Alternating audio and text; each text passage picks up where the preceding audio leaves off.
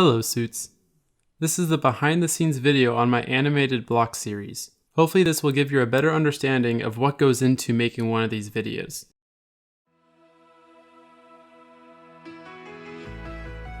Now obviously this isn't Minecraft, but if you remember from my first video, this is the song and the animation that goes on. Before I even start, the first thing I do is create the animation in Premiere. I do this so that when I'm animating in the resource pack, I know exactly what needs to go where, and it's a lot easier and simplified to what I need to do. This is my folder of all the stuff that's in it. So here's like the final video, here's the editing software, the song, here's like the test footage that I exported, and then over here I've got the actual resource pack. So if I go into the textures, blocks, you can see this is where kind of the magic happens. If I open, I'm going to go down to white because that is the top left image, this green spot up here. You can see this is my picture that the animation happens. So if I open this up, and if you look through, you can see I've got all these numbers. This is the code of my animation. So I don't show you in the video, but at the beginning I have it run through the code and kind of make sure that everything runs smoothly. So how it works is that 0 is this first box up here, 1 is the second box, and then 2, 3, 4, so on and so forth, all the way down to 24. Whenever you see this little spot here, that means that it is holding that frame for that amount of time. After it plays that time, it'll go down to the next spot, and it'll play this frame for that one tick. This is all my green ones, so if I play that through, you'll see all my greens are already divided and basically put in the places where they're supposed to be. So all I have to do is for this bottom one, I just click here, create my in and out point. You can see 31, and if I go into my text, which is right here, I have to times it by 2 because I have a frame time of 2. So I times it by 2 and boom. That's how long I need to put it, and then the 0 for the next block there, and then the next time is for that small area there. Moving on to part 2, instead of having dots flashing for each block, we now have lines, and the lines move up and down in 8 different spots.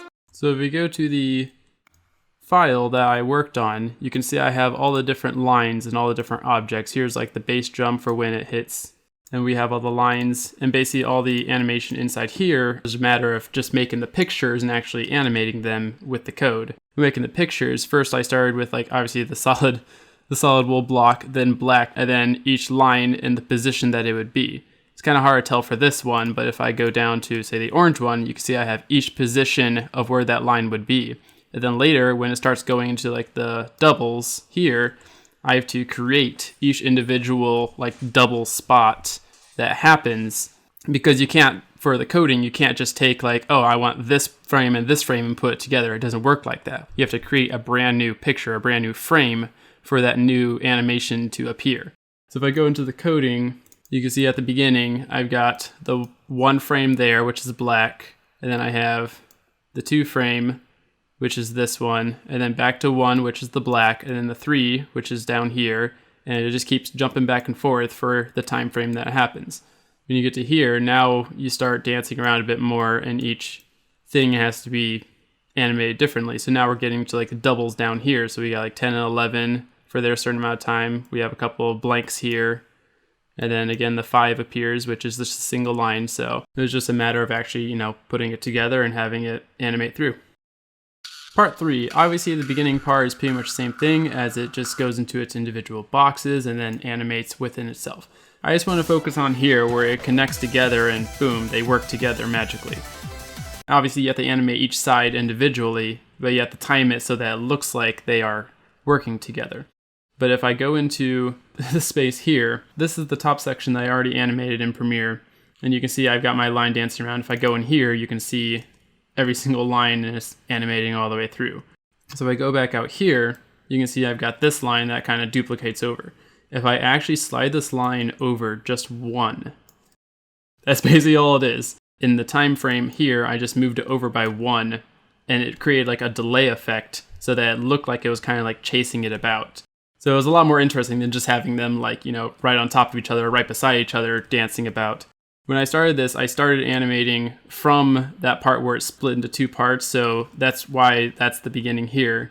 But basically for each individual, time that it shows up, I have to animate each individual spot.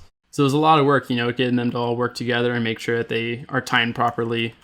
But you can see I have all these markers lined up, and here's like marker number 81, here's a duplicate of 123, a duplicate of 124, and so on and so forth.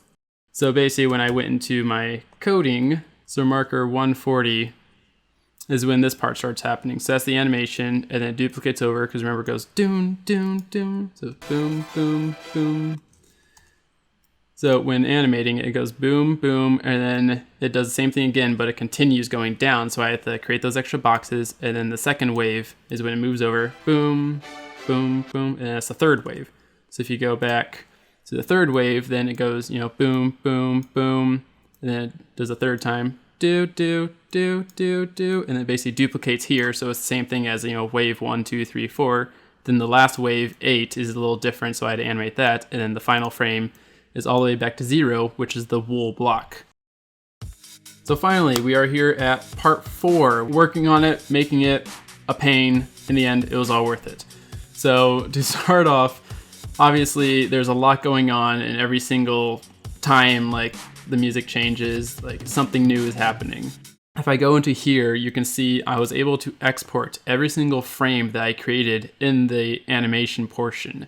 So instead of having to create every single picture, all I had to do was take basically all these green spots, which is frame, like this is going to go into the frame like 65 spot. And I can see I am on 219. So if I go back here and I go down to 219, which is right here, you can see that's the same thing as that part there.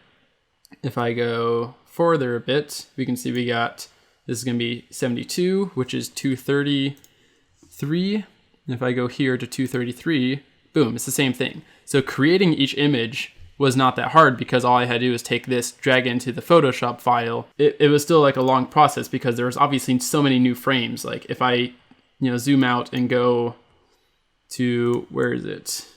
Here's where I stopped like each one. Like I'm already up to 500, which is crazy huge number. Once I reached this part, I decided, you know what, going frame by frame and figuring out the duplicates is not worth it. So at this point, I'm just taking entire sections of this stuff. I'm taking probably the last like 1,500. I basically took it, selected it, dragged it into the Photoshop file, and had to line them up, each individual one, because I wasn't going to mess with going through here and animating each one and trying to figure out which coding it was. And by doing that, we get an interesting code. As we go into here, you see we got like the coding, the animation, and it's doing its thing. But then once we get to the tough part where I stopped animating and each frame happened, we got this. So it's a bit daunting. I just basically took them all, and each frame that I put in there is a new frame, and it just goes through the entire sequence. So if we go into the Photoshop file and we go down to where I stop the coding part and just went straight down the numbers, you can see like every single number that happens, or every single thing that happens, basically goes straight down. It's a very long process putting each picture in here and making sure that they line up. It was a lot easier than going through, step by step and trying to figure out which ones I duplicate and which ones I don't. There's a couple more things I want to show you guys. First one is in my 4th animated blocks, I actually saved my test footage that I did. Basically, every time I did a section, I would record it and then basically play it back and see if it lines up with my animation. And if it didn't, I would obviously have to go back and, fix the problem in the coding or maybe in my frames. But I just want to give you an idea of how bad this animation can be. Oh my gosh, what? Why am I doing this to myself? Oh gosh. It's so bad. Yeah, so that's a basic idea. Like this happened multiple times and I had to go through and fix the problems. But yeah, like this isn't a simple, I've got my Photoshop file, I've got my coding, and it's all going to, line up beautifully. You have to go through and like really fix those problems that are definitely undesirable. If you're interested in doing any animation yourself, this is the place to go. This is the tutorial I use to learn all the animation. It takes you through step by step what you should and shouldn't do, and at the very bottom there's even a download of the examples that he's done. So not only do you see the examples, you get to actually look through the files yourself. The other thing I wanted to point out is this MC Patcher. Obviously for my first 3 animations, you could see that it was just, the blocks and then only the front face were the ones that lined up. Well, with this MC Patcher, you can actually take blocks like a wool block and animate each side individually.